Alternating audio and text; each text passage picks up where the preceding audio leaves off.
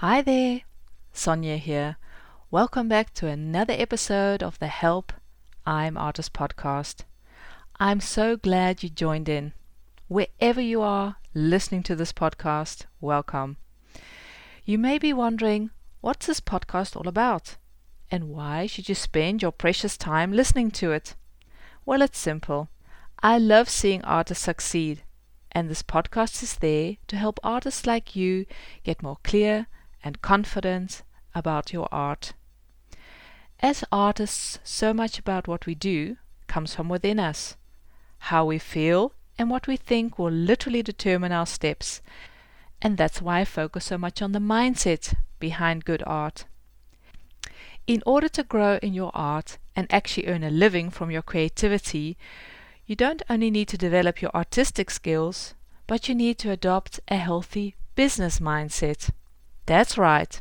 As artists, we need to realize that we are in business. Let's face it, we all want to make an impact with our art, bring that which is on the inside out in a more powerful and impactful way. We don't only want to make our art, but we actually want to sell it. But how do we do this? How do we reach our potential art audience, and what tools can we use to communicate this? The Help I'm Artist podcast is here to help you on your journey. Whether you're just starting out, or you've been a working artist for a while, or just maybe you are secretly thinking about seriously pursuing some form of creativity, then I hope that this podcast will inspire you to follow your creative passions and to help you take your next steps. Here's a question for you. Would you feel very welcomed in a friend's house if it was piled ceiling high with tatty boxes and old dirty rubble? I guess not. I think you'd be heading straight out that door. Yet this is how many of our artist websites feel to our visitors. Our information is outdated, our images are blurry, and the amount of content on our website is just too overwhelming. Having an artist website that is curated and cared for is crucial if you want to showcase and sell your art. Little tweaks to your website will go a long way and start to give your art the attention it deserves. And yes, you don't have to hire a pricey web designer or have that constant nagging if you're actually doing it right. The steps are simple. In this next episode, I will be sharing what you can do to make your website more effective. Your website will often be the first place where you will connect with potential buyers, gallery owners, curators, or workshop students, long before they meet you in person. Do you have a website where you can showcase or promote your art, but you get little to no response? Or maybe you're thinking about setting up an artist website, but you have really no idea where you need to start? Or maybe you've been a working artist for many years and you want to take your artist website to the next level. Gone are the days that we can simply rely on word of mouth or a gallery owner to promote our art. We need a website to represent the best that we have to offer. But maybe this whole topic is just too overwhelming and you may be tempted to hit that exit button. But hang in there. I want to encourage you to stay tuned, as you may discover that it's actually easier than you think. Simplicity and making intentional choices about what you are saying on your website and why you are saying it is key. If you want to find out how your artist website is doing, then I've made a checklist for you to download. Go to my website and check it out. You can go to www.soniasmallhere.com/checklist. You'll find the link on my website. In this episode, I will share 10 things an artist website simply can't do without. First and foremost, number 1, you need to decide on the goal of your website. Many students that I coach come to me and say, Sonia, I need a website. And I say, that's fine, great that you know that you need a website, very good. What is the goal of your website? And then they say, I just need a website. Just having a website is not a goal, or an objective in itself, you need to be more specific. What is the goal of your website? Do you want to sell your art on your website? Or is your website there for you to showcase your art? Or do you want to promote a workshop or an art event? Once you get clear about what the goal is of your workshop, you can determine what elements to add or maybe even remove from your website.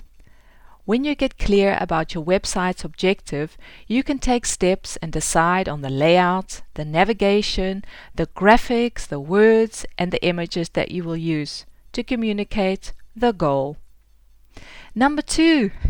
Fortunately, it's becoming easier and more doable to design your own website. With platforms like Wix and Squarespace and Kajabi, that's the platform I use because I offer digital courses, you can get up and run your own website in no time. It'll take some investigation to find out what your options are, or a small investment in time and money to craft your own website, but it really has many advantages. You can keep your website up to date, you can keep a keen eye on your analytics without hiring a pricey web designer, and you're far more flexible to make the necessary changes if needed. If you do need some help, then maybe you should consider getting a quote and hiring a virtual designer. Look at platforms like Upwork or Fiverr and find a designer that best suits your needs. But make sure that you make clear arrangements. Stipulate exactly what you want done and what the price will be. Number 3. Use a URL that works for you. Your URL is like your address. That's what people type in to find you, to find your website. If you're a working artist, you can use your name or use words in the URL that clarify what you are doing. Check out if the URL is available and register it. A quick tip in this area is that Google favors the local URL. If you're working in the Netherlands, for example, and your audience is in the Netherlands, then you might consider using the .nl extension. This makes it very clear for the search engines that you are a local business and they'll know how to categorize you. Of course, if you're working worldwide and your audience is all over, you can choose the .com or .org, but find a URL that covers the load and makes it clear what you're doing and who you are. Number 4. Now, there are different ways that people can get in touch with you or hear about you. There's word of mouth, maybe at a gallery. People hear about you from the gallery owner or at an opening of an exhibition, or they've seen you on social media, or they find promotional materials and they find out about you in that way, or they do an organic search. And it's this organic search that's becoming more and more important and should be considered when making your effective artist website. And for the organic search, we do need to look at the SEO. That stands for Search Engine Optimization. Now, don't press that exit button. I know SEO can be overwhelming, but it's important for you as an artist to know that it exists so that you can be aware why you need certain words or why you need to structure your website in a certain way. If you want to be more easily found by potential students or buyers who do a Google search, you need to remember these 3 things. The 3 C's when it comes to SEO. Number 1, be concise. It matters what words you use. Remember, Google doesn't look at images, it reads words. So add the words that include keywords. Keywords are words that people fill out in the search bar. For example, mixed media artist, or sculptor of wildlife in Cape Town, or installation artist in Houston. This is what people fill out, and of course, if you're that installation artist in Houston, you want them to come to your website. So you need to use these words on your website so that the Google will understand who you are and what you're doing. Always think of your website through the eyes of who you would like to visit your website. What are they looking for? What do you want them to do on your website? How do you want them to find you? Remember, the aim of Google, the big search engine, there are others, but that's the big one. Google's aim is to try and help people as quickly and efficiently as possible. So the clearer and more concise you are in the words that you use, the easier it is to categorize you, and invariably it's easier for the people looking to find you. So that's the first C. Be concise about what you communicate and the words that you use. The second C. Be coherent. In order for the search engine to categorize you, you need to communicate a coherent message. No mixed messages here. If you're an acoustic artist, then you need to use that description of yourself consistently. The search engine is looking for connections and patterns. If you use clear and coherent words to describe what you are doing and who you are, it'll be easier to categorize you and you'll be ranked higher in the Google search. So be coherent. That was number 2. Number 3, be consistent. Let the search engine know that you're alive and kicking, that you're a working artist, that you're out there and you're making active, relevant work. So by adding fresh data and links and content, you'll keep your website in the picture and you'll be ranked higher and higher. So that consistency, being coherent, and being concise are important if you want to make an impact and have people find you in that organic search. Number 5, the home page. If you get your home page right, the rest will follow. The home page is also known as the index. You can compare to the entrance hall of your home. All the other rooms lead off from here. From your home page, the visitors will find their way to the different sections of your website. That is, if you direct them correctly. The questions you need to ask when making your home page is, what do you want people to see when they first visit your website? Remember, first impressions matter. Number 2, is it clear who you are and what you're doing?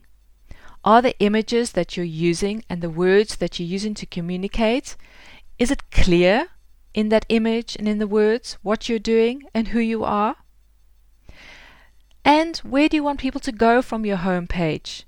The navigation is very important to take people to the next step, to take people to the next section of your page or the next part of your whole website. So make sure the navigation is clear so you're directing people from that hallway, from that central place, to the different sections of your website. Some quick terminology. The fold. Everything that you see before you start scrolling on a website is called above the fold. The fold is a term that comes from the newspaper publishing business, and it's referred to the fold in the newspaper. The most important information of your website is always above the fold. This is probably the only space that many visitors will ever see of your website, so make it count. Make it interesting and inviting so that visitors will be inspired to take that next step and venture beyond the fold. Always keep the goal of your website in mind. You're not just making a pretty website, you have a goal and a purpose, and be clear about what that is. Then we have the header. This is the static section on the top of your website. Place a clear navigation in your header. Keep it simple and don't overwhelm your visitors with too many choices. And the footer, that's the static section at the lowest part of your website. Here you can repeat the navigation or your contact details or add your social icons. Number 6. An image speaks more than 1,000 words. We're in the visual business. We are artists. We're making visual images. So it's important more than ever to add good quality images that amplify your objective, the goal of your website. If you add a photo of you and your dog and you don't do anything with art and an animal, then don't put the photo of you and your dog above the fold. You can always put that in the About section. Add an image on your home page that just exemplifies who you are and what you're doing in one image, and that you can place that above the fold. It's important to invest in a photo shoot, and I really want to challenge you this year Maybe you need to save up for it, but make a deal with a local photographer and ask them to take shots of you and your art in high resolution, curating images that you can use on your website. Make sure that you get a variety of shots. Choose shots for the different sections of your website or that you can use on the different social media platforms. Or if you're using your website to promote workshops and you seriously want to build an art teaching business, then invest in a photo session during your next workshop. Or if you have an online shop, make sure the images that you place online are clear and that you have a zoom function so people can zoom in, or maybe look at your painting in different perspectives. Maybe there's a photo and an image of the painting or the sculpture hanging on a wall or standing somewhere in a space so that people can see it in context to a space. Give the visitor information. The more information that they have and the clearer your images, of course, the easier it'll be for them to relate to your work. So make it a priority this year, even if you need to save for it. But having the right image on your website will really help you stand out and get your art the attention it deserves. If you want to use stock photos, then there are many free platforms like Unsplash and Pixabay, or invest in a photo stock subscription like Adobe Stock. That's what I use. They have amazing images that are refreshed and renewed, and I like investing in photographers, so then I choose to have a subscription. Number 7, keep it simple. The human body has one goal. That is survival. Your wonderful body will do everything to preserve calories so that you can survive and live another day. Now, what has that to do with my website?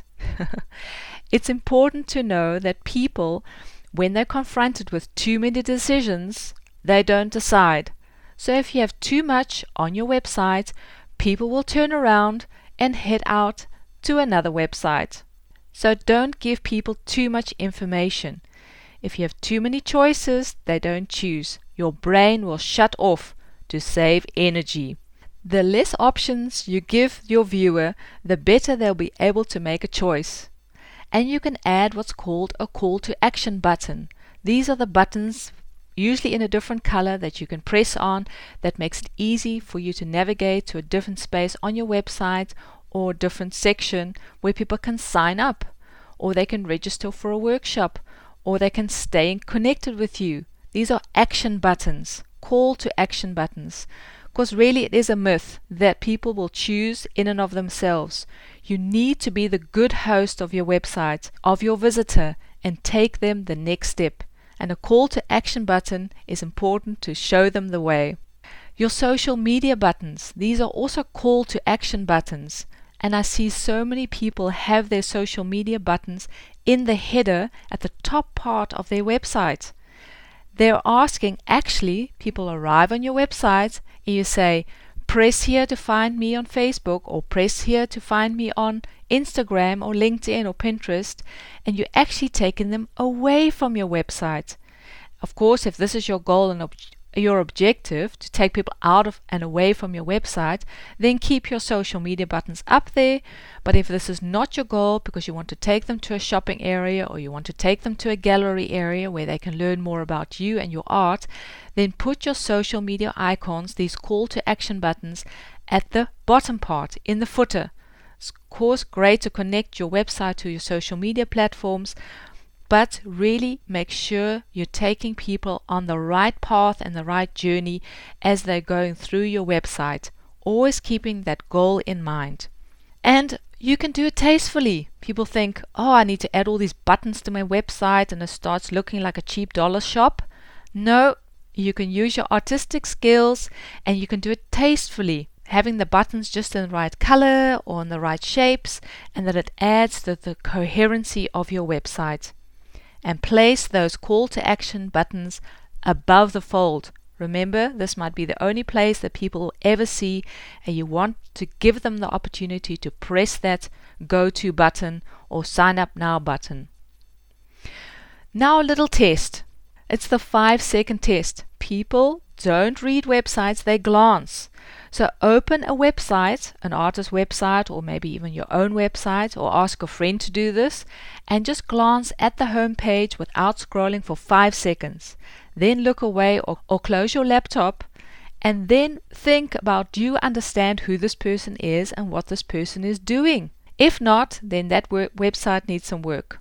It's a good test to do for your own website or have friends do it on your website, so you can keep practicing and testing your website whether you're reaching your objectives. Number 8, keep your website up to date. As I was researching for this podcast, I stumbled across a website of an amazing artist who's working and teaching and doing wonderful stuff. As I scrolled through her website, I saw a call to action, a button, in the sidebar of her homepage of a workshop that she offered in 2015. This is not what you want to communicate.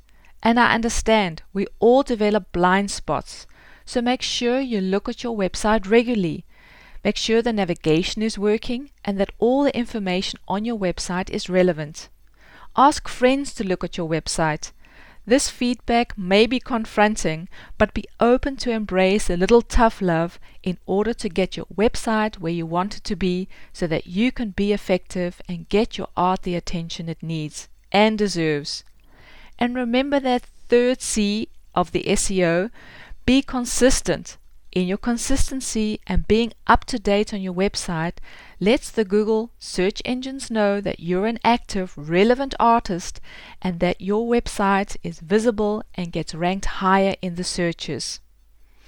Another tip is to remember to make your website mobile friendly. If I look at my analytics, I hope that you have your Google Analytics switched on so you can see who's coming onto your website and how they're experiencing your website. What devices are they using? I see that more and more people who visit my website are using a mobile phone. So you want to, of course, make sure all the information, the photos that you place, the buttons that you're putting down, the words that you're using, are mobile friendly. It would be such a pity if your call to action button disappears because it's not in proportion to the screen that it's been used on. Number 9, the last 2 tips. I recently heard an interview of the editor of a national art magazine. She shared more about the role that she had as an editor and her experience with artists. In the interview, she was asked how she finds the artists that she features in her magazine. She said it was more difficult than she expected. Many artists didn't even have contact details, and she had to become half a detective to try and find their contact details through their social media platforms and search through Facebook and through Pinterest and through Instagram to try and connect with these artists. I think this is such a small effort for a big win for an artist. Make sure that your visitors can connect with you.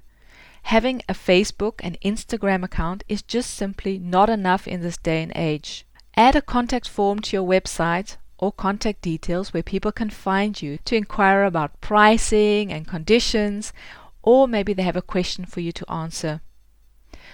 Don't put all your eggs in one basket. Just relying on your social media platforms to connect with your fans and followers is not enough. What if Mark of the big FB, the Facebook man, decides to change the algorithms or to take Facebook offline altogether? Then you're busted.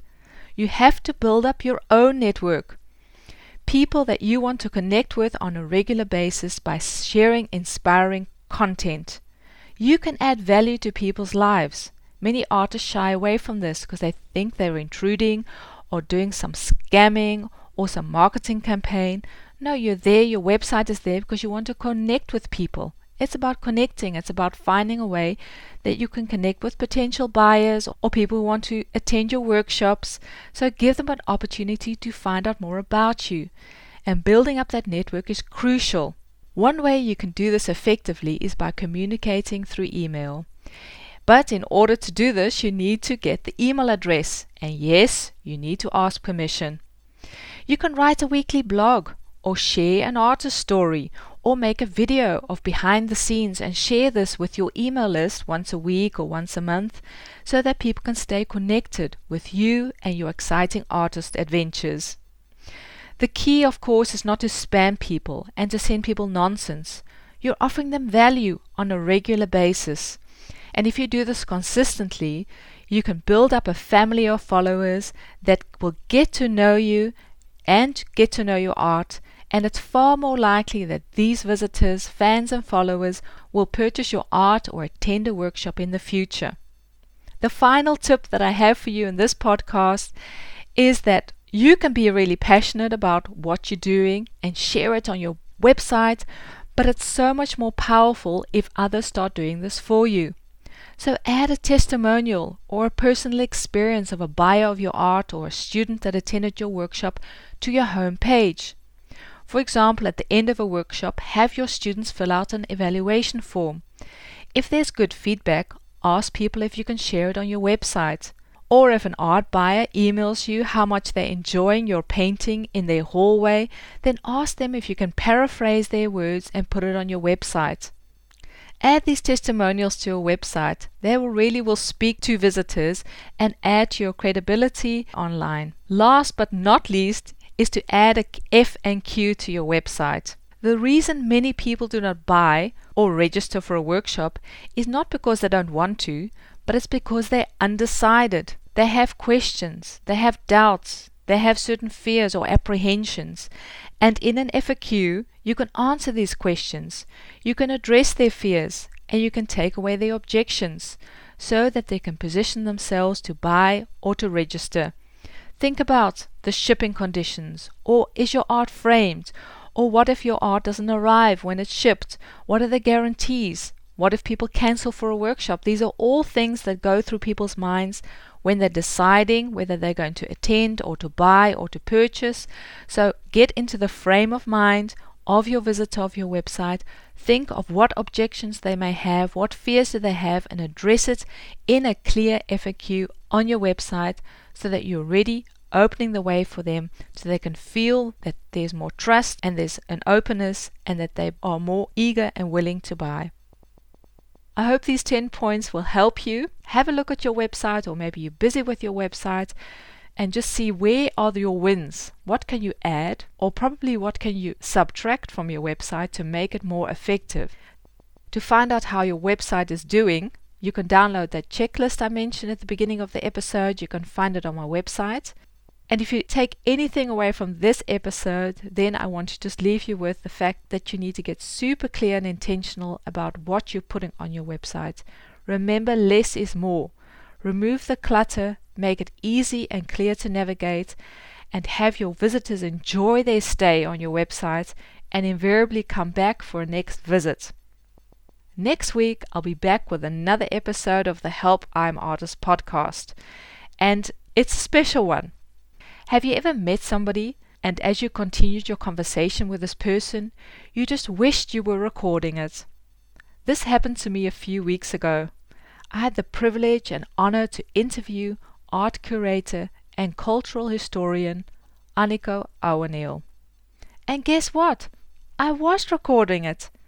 And next week she'll be my special guest in the Help I'm Artist podcast. She'll be sharing more about her role as an art curator. She shares more about what artists need to know about working with an art curator, and more about the golden triangle between the artist, the viewer, and the space in which the art is shown. So I hope to see you next time, and that you'll be back for another episode of the Help I'm Artist podcast. Now don't forget to share this podcast and leave a review on iTunes or whatever platform that you hear it. This makes the podcast more visible and helps other artists find it. Thanks again for listening, and until next time, bye for now.